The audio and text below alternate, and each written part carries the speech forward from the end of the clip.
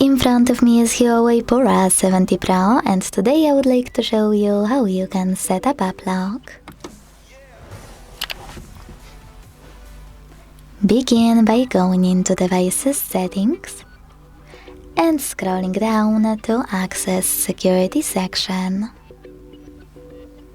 Then hit App Lock over here and choose Enable at the bottom.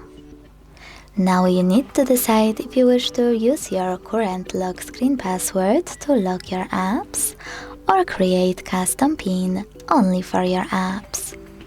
I will go with custom PIN, so after clicking on it here, I need to create it. Then repeat it to confirm it. Now answer this security question. If you don't like it, click on it and pick one of those.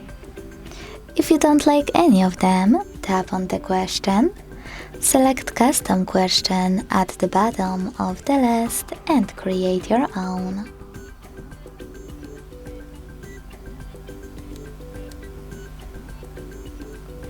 Hit OK and answer it correctly below.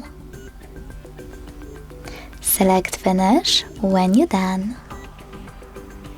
Finally, to lock any app, use gray switcher right next to it. So when I go back and check it out, I can see that my PIN is required.